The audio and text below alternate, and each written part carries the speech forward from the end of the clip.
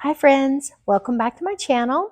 So today we're going to do something a little different, but honestly this planning process has completely changed the way that I craft, and I really wanted to share it with you.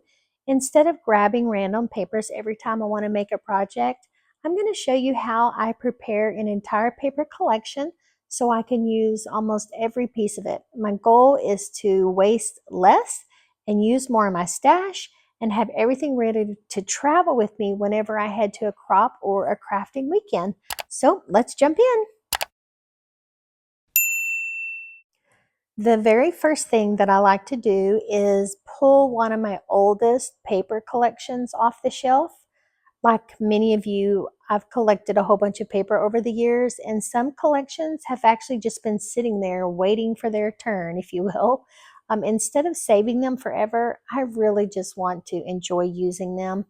So I'm looking for a collection that still has plenty of pattern paper, stickers, and ephemera and coordinating pieces, because those are the collection that can become multiple finished products. And this is the collection that I chose.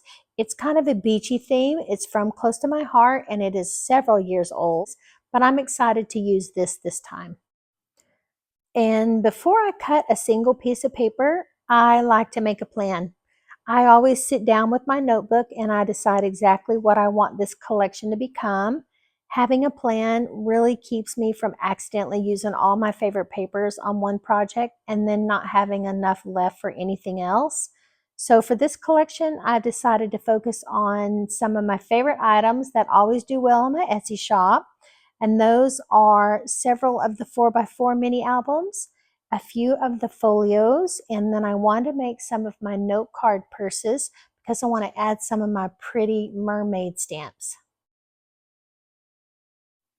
Okay, so now it's time that I go through my stamp collection and I look for those stamps that are like those really cute mermaid stamps.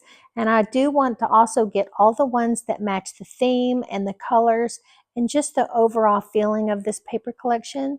So sometimes I'm going to need sentiment stamps, and sometimes I'll find images that coordinate perfectly, like some seashells or some waves. This is a great way for me to rediscover the stamps that I haven't used in a long time. Okay, so now the next step is that I need to gather everything these projects will need.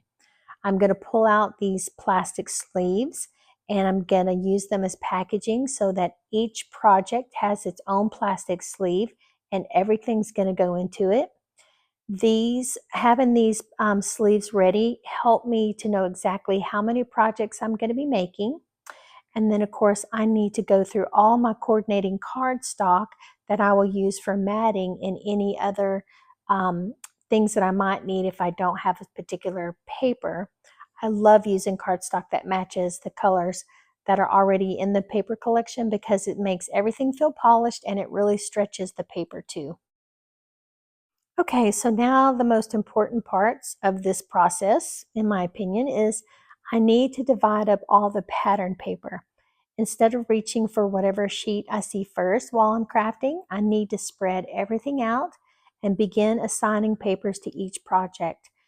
This helps me make sure every album, every folio, and every note card purse has a nice variety of patterns.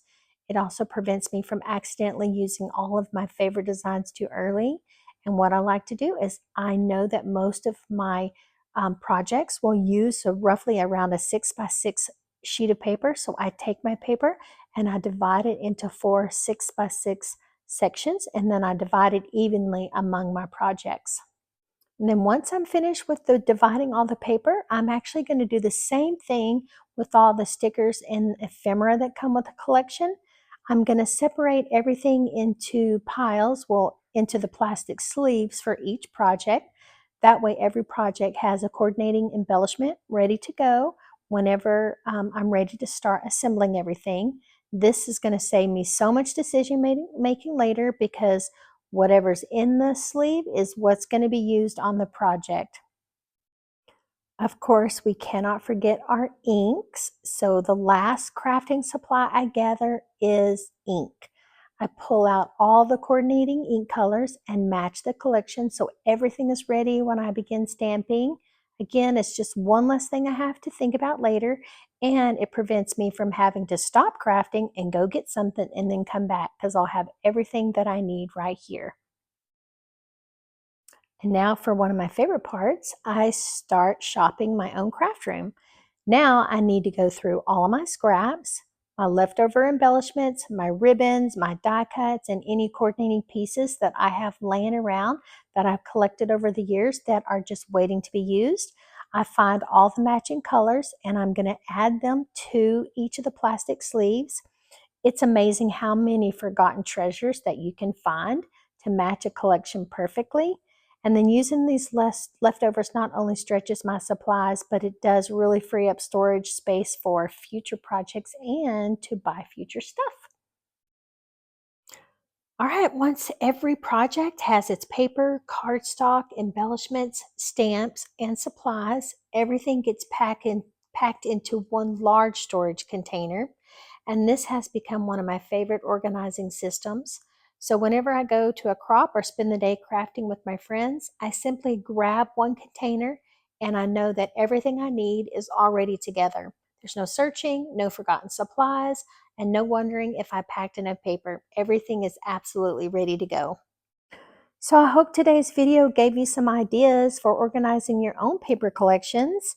If you have older collections sitting on your shelf just waiting to be used, like me, maybe this planning method will help you to turn them into several finished projects. Let me know down in the comments if you plan your projects like this or if you prefer to create just one project at a time. Also, if you enjoyed this video, I'd love if you'd give it a thumbs up and subscribe so you don't miss any of the next part of the videos that I have. And then in the next videos, you'll actually get to watch me create these projects one by one using everything we planned today. Well, thanks so much for spending some crafty time with me today, and I hope to see you in the next video. Bye-bye.